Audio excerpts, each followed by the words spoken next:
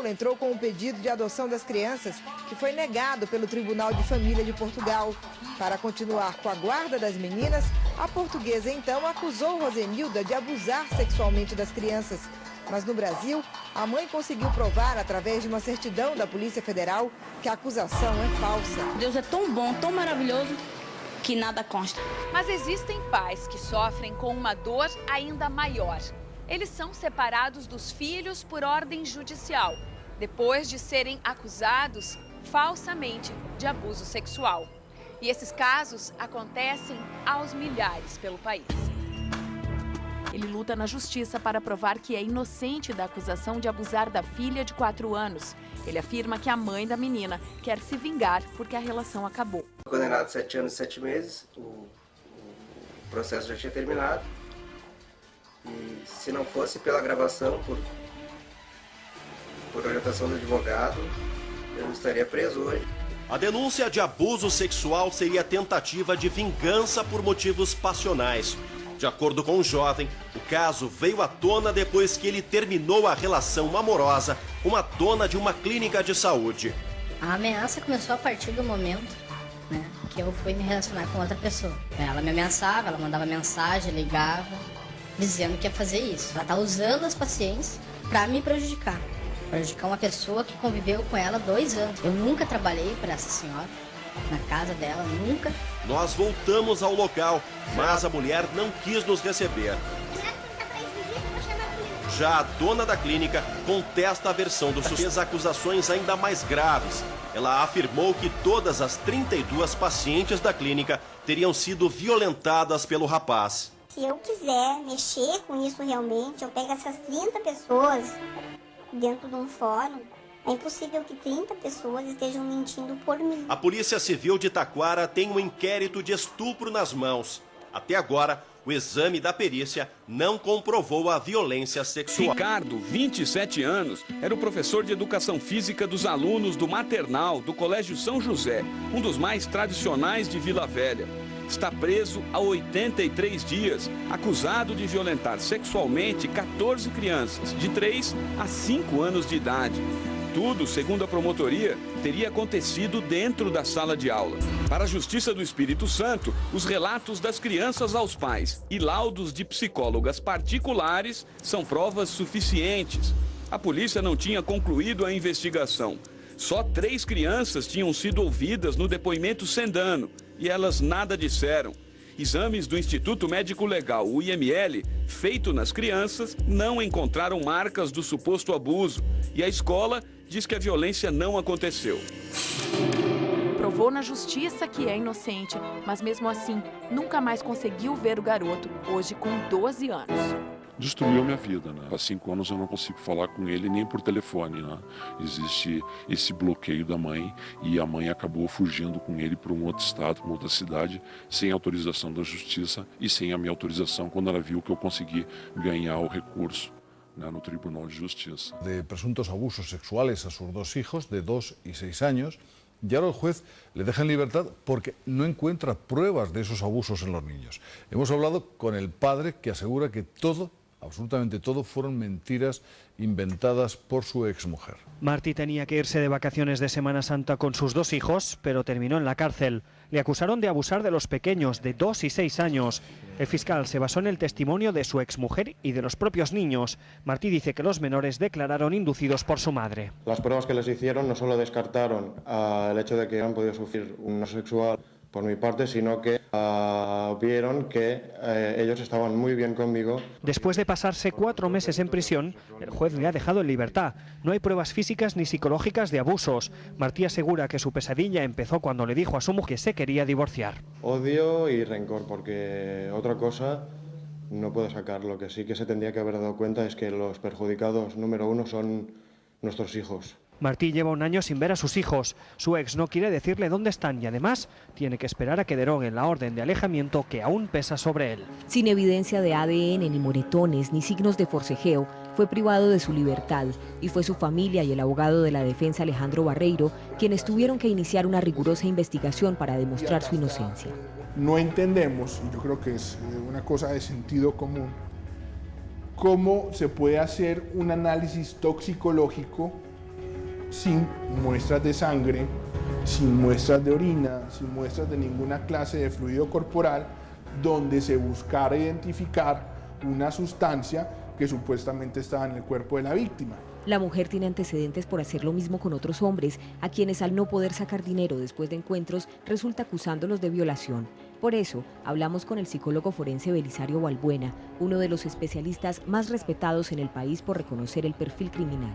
Cuando se le preguntó si Andrés López tenía el perfil de violador, su conclusión fue contundente. En ningún momento hubo una situación de amenaza, de sometimiento a través del uso de armas que, por ejemplo, uno encuentra con los violadores. Entonces, ¿por qué llegó Andrés a la cárcel? Si no había pruebas, si no cumple con un perfil criminal.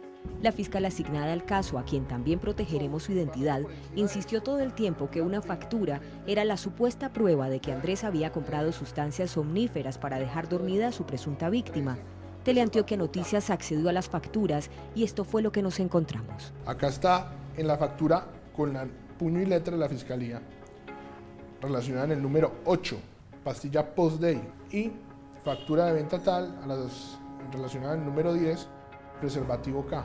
Lo que desvirtúa completamente un acceso sexual no consentido. Se están produciendo intentos de abusar de la ley de violencia de género en forma de falsas denuncias de malos tratos, de hombres que fueron acusados de malos tratos y hasta de abusos sexuales por parte de sus exparejas, hombres que llegaron incluso a pisar la prisión, pero que después han sido absueltos. En los últimos años yo estoy viendo un elevado número de falsas alegaciones de abuso, denuncias falsas de abuso que se insertan en procedimientos de separación o divorcio. Yo he instruido bastantes procedimientos, ¿no?, respecto de supuestos abusos sexuales a menores por parte de sus progenitores y yo en ninguno de ellos he podido llegar a esa conclusión. Los menores, con frecuencia, son inducidos por alguno de los progenitores, mayoritariamente las madres, para conseguir determinados objetivos espurios, bien sea la guardia y custodia, bien sea interferir en el cumplimiento del régimen de visitas. Que es muy duro, que te manchen de una cosa que tú no has hecho. Cada vez que entrego, recojo a mis hijos, tengo que pasar por un centro médico para que les hagan un examen completo. Viene una pareja de policía uniformados y delante de mi exmujer. 21 denuncias falsas, las cuales 20 son totalmente con resolución judicial a mi favor. Bueno, ella me denunció por amenazas y realmente cuando llegamos a juicio lo que se demostró es que las amenazas las estaba haciendo ella. Un desamparo total. Y claro, no vas a hacer ninguna locura, tienes que aguantarte y seguir haciendo las cosas bien. La polémica ha perseguido a la ley de violencia de género desde que se aprobó. Algunos colectivos, de hombres sobre todo, piensan que les discrimina y que permite que haya mujeres que realicen denuncias falsas contra ellos en procesos de separación y divorcio. Ella me denunció por falsas denuncias por abusar de mi hija. Y mi hija tenía lombrices. Miguel, este padre sevillano, lleva 6 años sin ver a su hija. Su expareja le denunció por abusos sexuales a la niña. La justicia acaba de declararle inocente. A mãe tentou inventar alguns problemas, inclusive de abuso sexual. Insinuações de que, por exemplo, eu molestava os meus filhos. Na conferência de pais, acusou-me que eu violava a criança com os dedos. Foi inclusive dito que eu tinha abusado sexualmente da menor. Estava e fiquei perplexo porque a pessoa não está à espera de uma acusação desse tipo. Se bem que eu já sabia que era habitual esse tipo de acusações. Ela começou-me logo a acusar que tinha gravações do filho em que eu lhe fazia dói-dói no rabinho. Portanto, por mais disparatados que os requerimentos fossem, iam conseguindo o seu intento, que era que eu não tivesse qualquer contacto com a menor. O objetivo dela era tentar me destruir. A advogada dela uma vez disse: eu pus aquilo tudo porque eu tenho que defender a minha cliente, eu sei que isto é mentira. Disse: olha, em vez de estar a defender a sua cliente, está a prejudicá-la. Porque a verdade liberta, essencialmente. E tudo mais que não seja isso, condiciona a liberdade das pessoas. A primeira juíza, perante esta carta, ordenou que nos primeiros meses iria ter visitas vigiadas. Eu senti-me como aquele chinês na Praça Tiananmen em frente de um tanque. Mais uns meses, agarrado a um espaço de 3 por 3 metros, com 2 assistentes sociais, ali a verem toda a relação entre pai e filho. É como se eu sentisse que estava a ser amputado lentamente. E a ver, vamos, porque o pai está a ser investigado sobre abuso sexual. E pronto, eu não a via desde os 3 anos e meio e depois via com 5 e meio, 6 anos. A tentar chegar a um acordo entre as partes, sempre com o objetivo do superior interesse da criança, que é uma coisa um pouco indefinível. Eu já vi muitos crimes praticados em nome do superior interesse da criança. Nenhuma justifica que se use um filho como arma de arremesso. Deixei de ter direito aos fins de semana. Alterar a regulação do poder paternal. Tive 5 anos à espera. 5 anos. Tanto quanto sei, a mãe nem sequer foi multada por qualquer incumprimento. Portanto, num espaço de 7 anos, eu estive com ele durante 10 minutos. Demoraram 1 ano a marcar a conferência de pais. E ela dizia que aquilo fazia parte do jogo. Não lhes interessa o filho, o que interessa é fazer mal àquela pessoa. Eu penso que estamos perante o maior genocídio de crianças na Europa desde a Segunda Guerra Mundial. Em termos de orfandade, penso que sim, e, portanto, irão ser responsabilizados.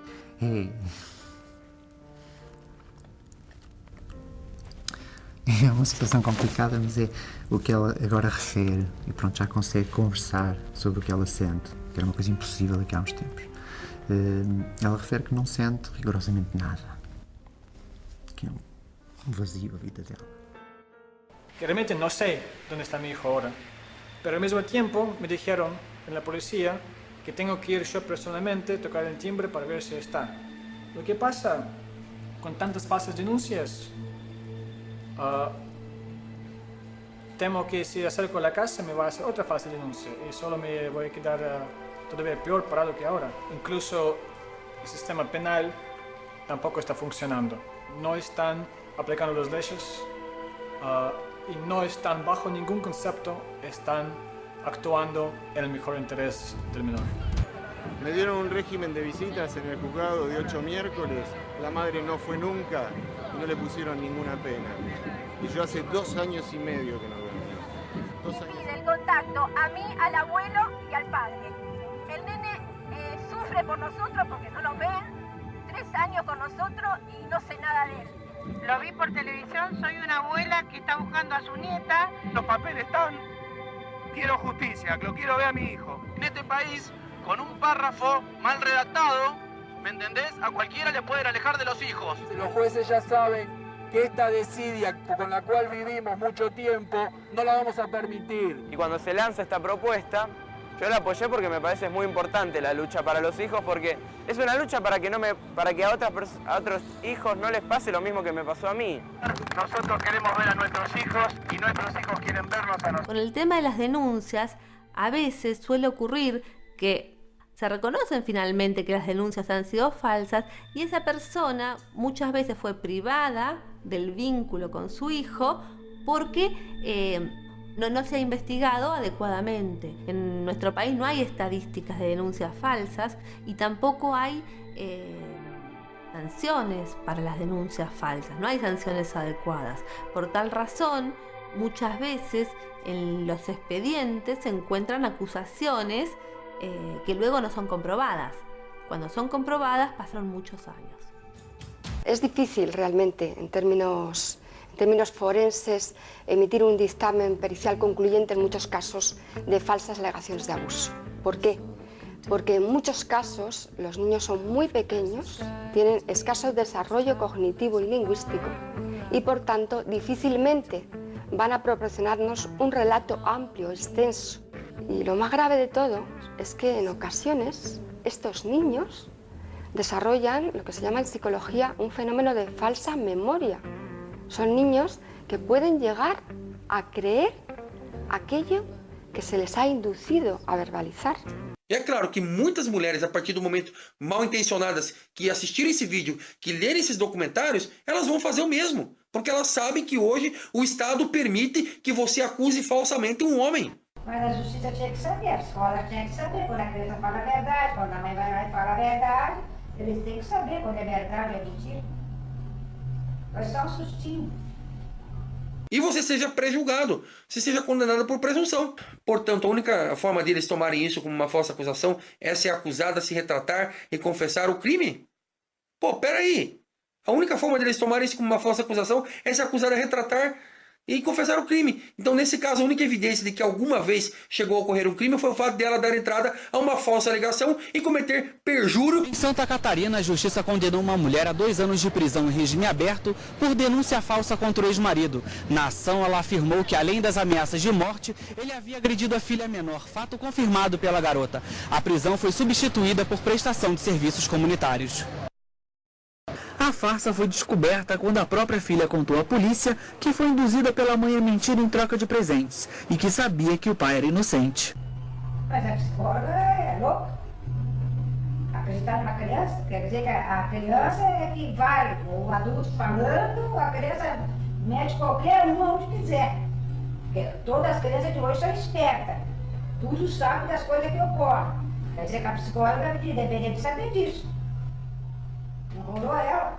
E a menina, a filha dele, falando, olha, eu acusei falsamente meu pai, eu posso fazer isso com qualquer um. Eu já tive casos em que o alienante declarou que praticou uma falsidade. Então, encaminhei aquilo ao Ministério Público para apuração da denunciação caluniosa, que seria a imputação falsa de crime, etc. Não é? Mas eu nunca julguei um caso destes. Eu apurei dentro daquele depoimento, mas saber se aquele depoimento que, digamos, volta atrás, diz que aquela acusação é falsa, é verdadeira. Se aquela retirada de acusação é verdadeira, eu não sei, não me aconteceu. A única certeza que nós, juízes, temos quando surge uma alegação dessas em um processo é que um dos dois lados é um criminoso. Seja porque a alegação de alienação, de abuso sexual é verdadeira, e aí nós temos um criminoso, seja porque essa alegação é falsa.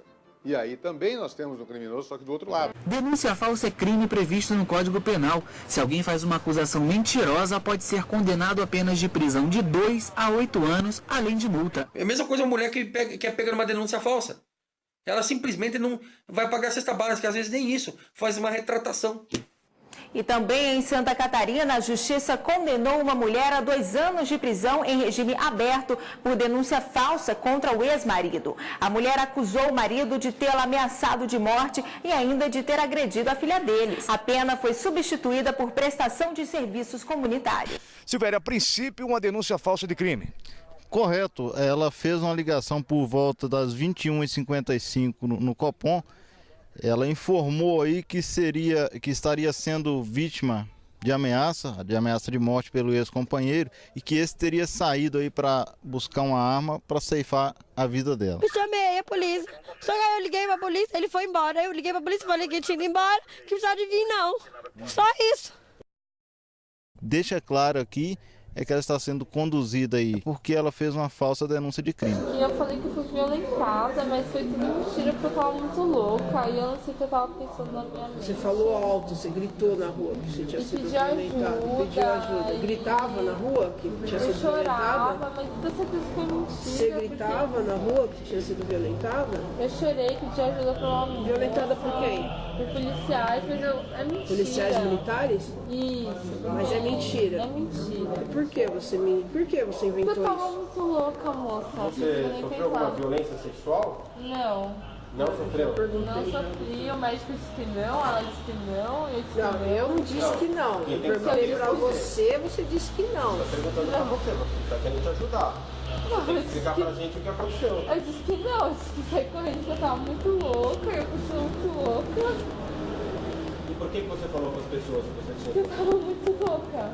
Você falou para as pessoas que tinham sofrido violência e que tinha sido um policial. Sim, eu pedi desculpa porque eu... Isso não é verdade. Isso não é verdade. Não é verdade, não. Você estuda? Estudo. O que você faz? Pedagogia na USP. Pedagogia na USP? Bem que você suspeitou que seja. Eu posso fazer, eu achava que isso aí não ia dar em nada. O problema é que está dando e eles estão sujeitos a ser presos a qualquer hora.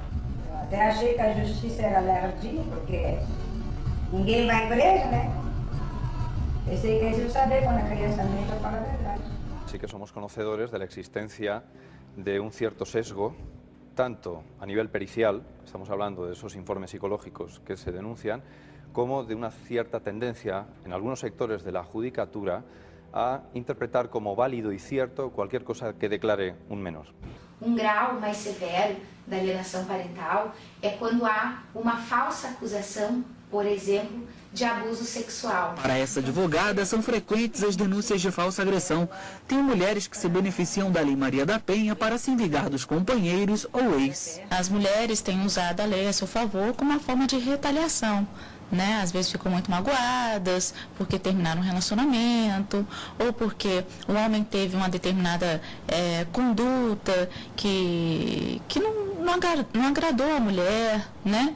E elas se aproveitam da condição de mulher e do fato de existir uma lei que as proteja, né? Para, às vezes, de má fé, prejudicar o homem. Para a justiça, a falsa acusação, além de prejudicar a pessoa, lesa também o Estado, que disponibiliza verba pública para a investigação que não leva a nenhuma conclusão. Estamos hablando de un tema más amplio que el de las investigaciones sobre abuso sexual. Estamos hablando también de lo que son las concesiones de custodia, el trabajo que se está haciendo adjunto a los juzgados.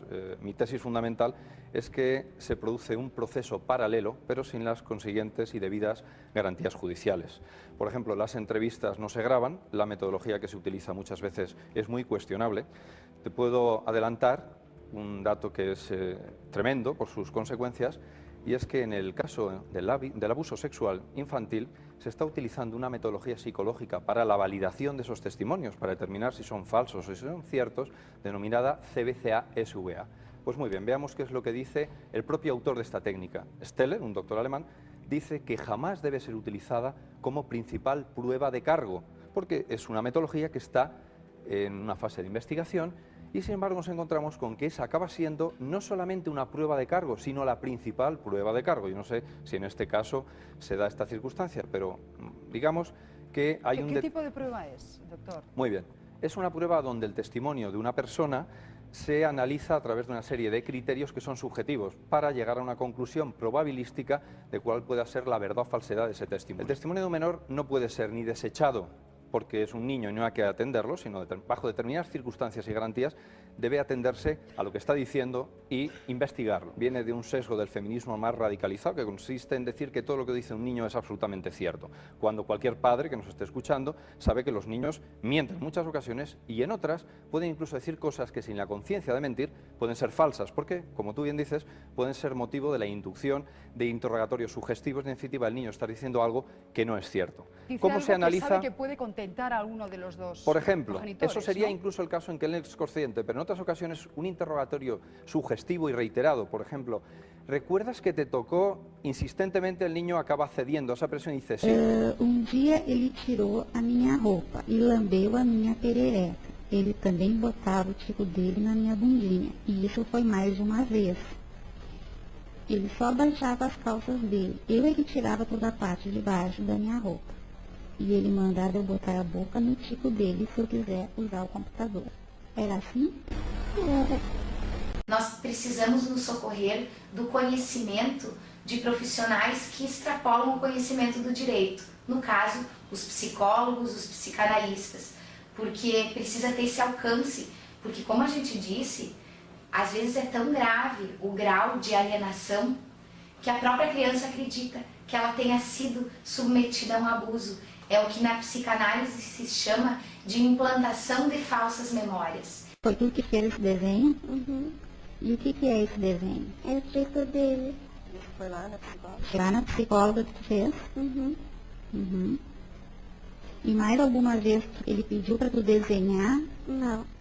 Então a criança reproduz e conta uma história com riqueza de detalhes. Então, para que efetivamente se possa aferir se existiu ou não aquela situação, é necessário o conhecimento interdisciplinar. As crianças, segundo os especialistas, são suscetíveis a acreditar no que ouvem e de tanto escutar que foram abusadas, acabam repetindo isso como verdade. Al día siguiente o posteriormente se le dice, ¿recuerdas que me dijiste qué pasó? Y así después esto le llega a un psicólogo. Cuando utiliza esta tecnología que yo estoy diciendo, muy cuestionada, nos enfrentamos con que su índice de fiabilidad y validez En el mejor de los casos llegará al 70 o al 80%, en el mejor de los casos. Eso puede parecer mucho, pero en términos estadísticos significa que de 100 personas incriminadas por esa prueba, tendremos entre 20 y 30 que son inocentes, algo inadmisible y que el propio Tribunal Supremo considera inadmisible de todo punto. Es decir, es solamente un 20% o un 30% más que echar una moneda al aire para ver si estamos dando usted testimonio veraz o no veraz. El Instituto Legal de Murcia comprobó que el 98% de los casos de abusos sexuales, por ejemplo, que se presentaban eran falsos. En Plaza Castilla, en Madrid, el 95% de las denuncias de abusos sexuales son falsas. 80% de las denuncias de abuso son falsas en Brasil. Hemos conocido además recientemente el caso de un padre que ha sido condenado a 2 años de cárcel y se ha demostrado que era inocente, ¿no? Bien. Las falsas alegaciones de abuso sexual, el dato que te voy a dar es escandaloso y no proviene de mis propias investigaciones, sino del Instituto de Medicina Legal, por ejemplo, el de Madrid o el de Murcia, que están hablando de una tasa de entre el 80 y el 90% de falsas alegaciones de abuso sexual dentro de los contextos de separación y divorcio. La falsa alegación de abuso sexual forma parte de una táctica más dentro de una estrategia global de desvincular a los hijos del otro progenitor. Es una faceta más de lo que se ha venido a denominar la alienación parental, esa voluntad de separar, de obtener unos beneficios secundarios. Y ahora la pregunta interesante a responder es ¿por qué motivo tenemos esta tasa tan elevada de falsas alegaciones? En principio porque quien efectúa esa falsa alegación no es que le sale gratis, es que obtiene unos beneficios inmediatos. En principio consigue unas medidas cautelares que separa a los menores de la persona acusada, normalmente suele ser el padre de los niños, y consigue esa separación que se puede prolongar en un periodo entre los 6, el año y medio en casos extremos, incluso superior. Señor Roncha, lo que está contando es terrible, pero usted no es el único que hace esta denuncia. El otro día también Javier Urra, colaborador de este programa, nos decía que se están produciendo muchas falsas acusaciones en separaciones y divorcios. Creo que este es un tema que debemos tratar más a fondo, lo haremos la próxima semana, le invitamos a venir con nosotros. ¿Quería decirme algo más? Sí, en fin, no es algo, pues efectivamente, como tú manifiestas, no es únicamente una impresión de los profesionales que estamos todos los días con esta realidad, sino que esto ha sido también reconocido por el propio Tribunal Supremo. Dice claramente que en situaciones de separación y divorcio estos factores de riesgo se acentúan y hay que estar muy atentos. El problema ha sido advertido. Ahora bien, yo entiendo que hay un sesgo social que está impidiendo que se tomen las medidas oportunas que pasan, desde luego, por una desideologización de lo que es el propio Poder Judicial y después una práctica mucho más rigurosa y más garantista dentro de los gabinetes psicossociales y de los profesionales. Você pode perder os seus bens, não é? Num piscar de olhos, simplesmente por uma alteração de humor da mulher. O pior, você pode parar na cadeia pela vida inteira. Basta a mulher apresentar uma denúncia falsa contra você, que eles aceitam por presunção, né, a denúncia. O judiciário, eu cansei de ver aqui no Brasil, né, gente com um exame do IML provando, e o cara está condenado por presunção. O pai estava trabalhando, né, não tinha como fazer aquilo com a filha, e todo mundo da família inteira apoiando o cara condenado a 49 anos de cadeia, por acusações falsas. Então ela havia dito a uma amiga que se não ficasse com a casa, o barco e os cães no divórcio, ela haveria de destruir a vida do pai do Greg, alegando que ela havia violado. Simplesmente acusou ele falsamente. Ele pegou 12 anos de cadeia. A filha dele, pequena, né, virgem, simplesmente aceitou por presunção. Todo mundo no IML espantado. Pô, o cara é inocente e vai ser preso, vai ser condenado. Mas enfim, a vida do cara tá lá, destruída. Até hoje, 21 de 6 de 2015, ele está preso. São carrascos contra os homens, onde vão simplesmente acobertar denúncias falsas.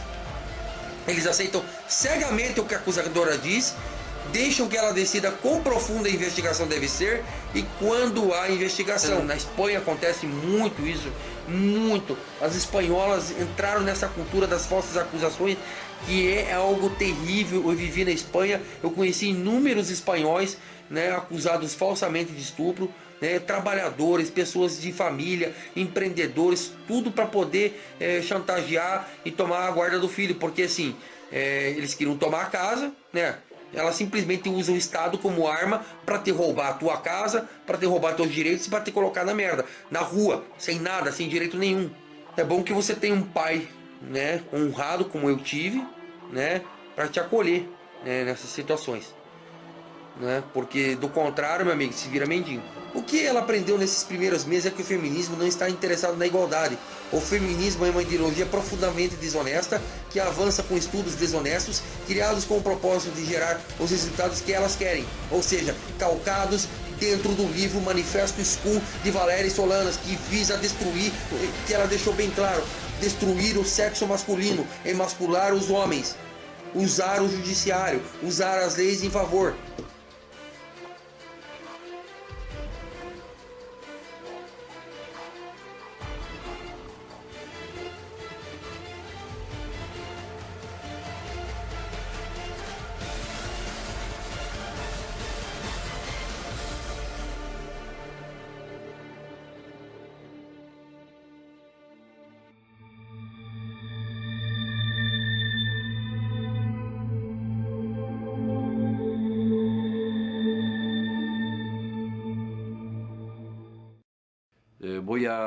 Un día me pega una golpiza muy fea, porque si yo le doy curso a su denuncia, lo tengo que echar a usted de su casa.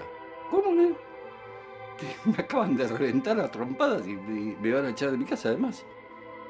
Dice sí, porque la ley especifica claramente que en caso de violencia familiar, habiendo un menor, el que se va es el. Obviamente hablaron con Claudia, la entrevistaron, le creyeron lo que ella decía.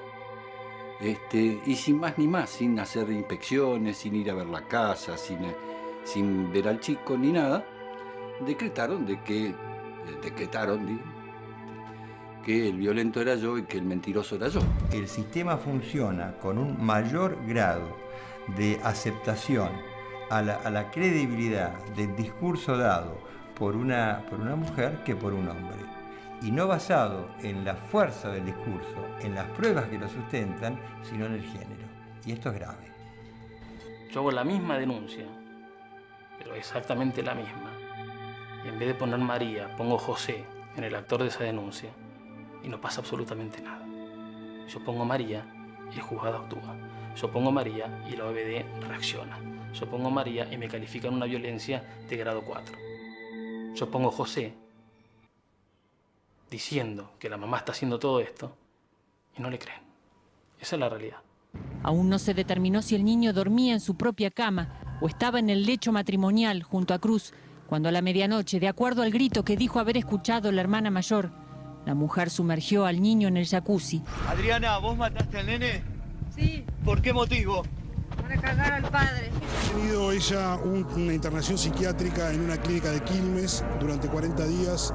Hay una denuncia penal con fecha de fines de febrero de este año. El padre denuncia que la mujer quiso aparentemente atentar contra la vida de sus hijos, suministrándole pastillas para dormir. Me dicen algunos especialistas que en el caso de los hombres no es tan sencillo como en el caso de las mujeres. Es decir, si una mujer denuncia que su marido quiere hacer una cosa así, rápidamente separan a los hijos. En el caso de los hombres a veces no, y esto tendrá que hacer una crítica al interior de la justicia civil si es que se determina que esa denuncia existió. El fiscal anoche estaba tratando de sacarla. De la denuncia. Acuérdate que el crimen fue el 19 de febrero, un mes antes. Él denuncia en la comisaría de la mujer porque tomaba pastillas y colgó una soga que le dijo, los voy a matar a los hijos, algo así. En vez de venir acá, se va equivocada a La Plata la causa. ¿Y qué hizo el fiscal de La Plata frente a la denuncia de intento de homicidio de los niños? Nada. Estaba discutiendo con el hermano más chico y que en la cocina la madre estaba en el dormitorio y que siente un golpe. Empezó a sangrar, la madre va y sutura a mi nene con un pegamento la gotita. 4 horas después el nene se despierta sangrando de vuelta. Ingresa al hospital Fiorito a las 17 horas, o sea, 5 horas después. Le ven una fractura de cráneo. Le hacen una tomografía y ven en uno de los hemisferios una hemorragia importante. Bueno, no, mira papá, nosotros presentamos una denuncia en la policía porque un día Mateo, mientras estaba internado en terapia intensiva, lloraba y pedía por el papá. Bueno, nosotros nos acercamos y le preguntamos, ¿qué pasa papá? ¿Por qué estás así? ¿Querés que llamemos a mamá? No, a mi mamá no, a mi papá. ¿Qué te pasó? Y me dice, mi mamá es mala. ¿Pero por qué es mala? Porque me pegó con un palo en la cabeza. Y vuelve a repetir lo mismo. Hacen la denuncia en la policía, dijimos, bueno, lamentablemente tuvo que pasar esto para que el juzgado me escuche. Y no me escuchó. El nene dijo, mi mamá me pegó. Está en la historia clínica. Se llevó la copia de la historia clínica certificada por el instituto. 2 médicos dicen lo mismo, no es uno. Presentamos una medida precautoria en el Tribunal de Familia informándole que el nene se iba a ir conmigo de lo sucedido y que solicitábamos la tenencia pronta de los otros 3 nenes porque estaban en riesgo de lo que había pasado. Yo dije, bueno, esta vez el Tribunal de Familia me va a escuchar. Y no me escuchó. Me negó la medida precautoria. Dijo, el nene se va con la madre. Teniendo una causa abierta, siendo investigada, y todo, ¿van a permitir? Sí. Porque la Convención de los Derechos del Niño dicen de la revinculación. La misma convención dice que hay que proteger a los chicos y no lo están protegiendo. Me dice, señor, yo le aconsejo que colabore con la justicia. Bueno, está bien, yo voy a colaborar con la justicia. Yo le voy a pedir, le voy a rogar que colaboren con los nenes. Logramos que nos reciba la secretaria del juez, después de mucho bullicio, y mientras estaba presentando la copia, se hace presente ella con el nene. Bueno, ¿qué hizo el juzgado? Le puso custodia policial a ella, porque ella se sintió intimidada porque yo estaba en el juzgado y tenía miedo que yo me violentase. Y le dije a la secretaria del juzgado, esto que está pasando pasa por culpa de ustedes, porque ella ahora se va con custodia policial protegida y se siente impune, porque ustedes se lo están permitiendo. Yo estuve 1 año y medio sin ver a mis hijos porque ustedes se lo permiten.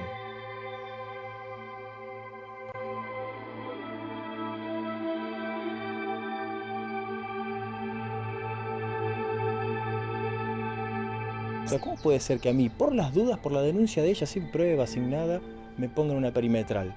Y me respondió el juez, y es para preservar la integridad física de la supuesta víctima. Le dije, porque si fuese al revés, ¿qué pasa si el denunciado fuese yo? Si los nenes vienen a un régimen de visita y yo me pongo loco y le pego un palazo en la cabeza a uno de mis hijos y le fracturo el cráneo y le produzco la misma lesión que le produjo la madre al nene. ¿Qué pasa en ese caso? Ah, no, usted está preso. ¿Por qué estoy preso? Porque usted es el papá.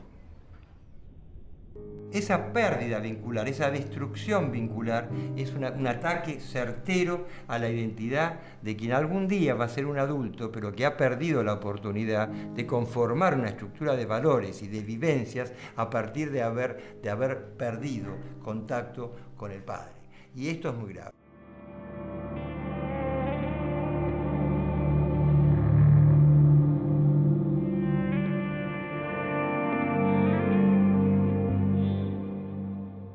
Pero usted nunca lo pegó, usted está seguro que nunca lo pegó, pero acá dice que usted nunca tomó en cuenta la premisa y tiene una amenación esa clase de preguntas en ese tono.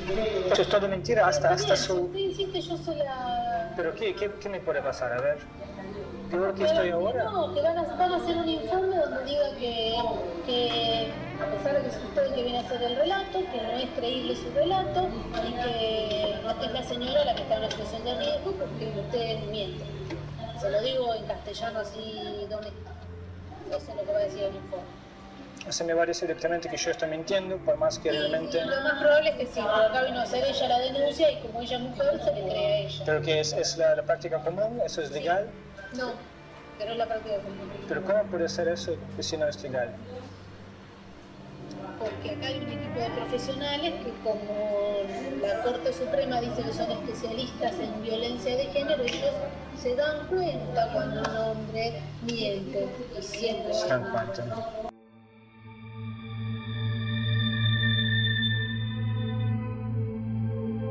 Si yo digo que él es culpable hasta que demuestre su inocencia. Esto, visto de este punto de vista, es grave. Porque se empieza a prejuzgar, y una de las garantías más sagradas que tenemos los ciudadanos, yo diría los habitantes del mundo, es el que se nos presuma que somos buenas personas, es un principio de buena fe social, Rousseau, el contrato social, el querer en el otro, la Constitución en el artículo 18 de Argentina, los pactos conexos, el Pacto Internacional de Derechos Humanos, la Convención Americana, todos crean estructuras de credibilidad en las personas y que las personas son inocentes, hasta tanto se demuestra lo contrario, a través de un debido proceso, donde tiene que haber hechos, prueba, contraprueba, acusación, defensa y sentencia.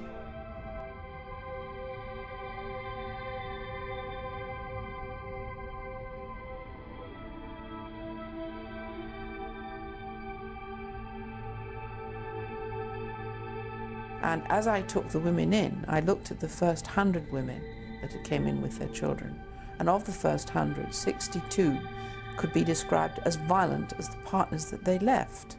So it never has been a gender issue. These lies and false figures and statistics have been disseminated internationally through the Western world. And men have been deemed as perpetrators, not because they happen to be violent, but because they happen to be men.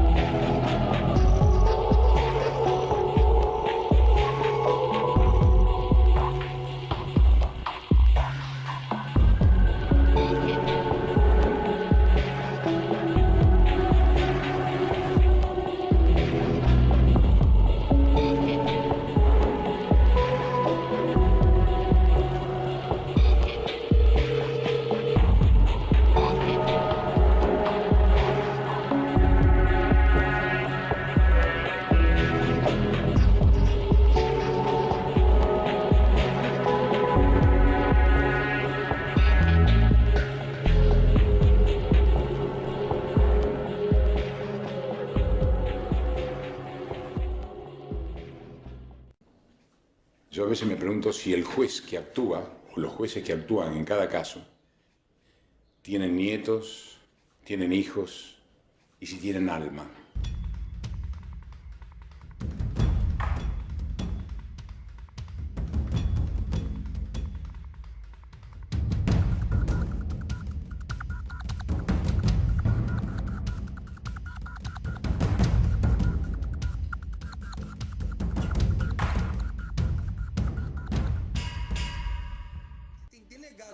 Que é acusado disso aí e se ferra, se imagina você, hein? Se imagina o que eles podem fazer com a tua vida, com o teu filho. Eu acho que a feminista só vai se dar conta quando o filho dela acontecer, quando acontecer isso com o filho dela, de que isso pode acontecer com qualquer pessoa no momento em que a relação chega ao fim. Por vezes nem é preciso estar casado com a pessoa acusadora para que isso aconteça. E por vezes você não precisa nem sequer conhecer a pessoa.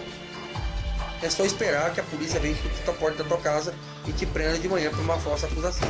É isso que vai acontecer. Tá bom? Fica um aviso pra vocês, olha. Um abraço. Onde estão os niños? Onde estão os niños?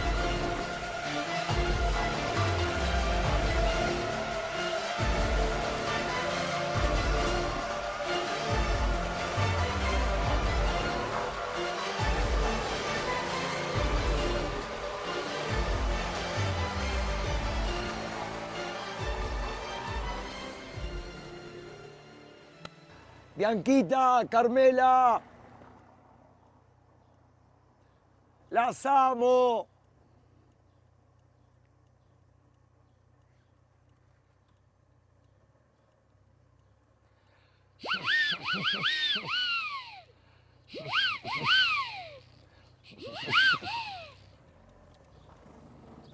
Papá está.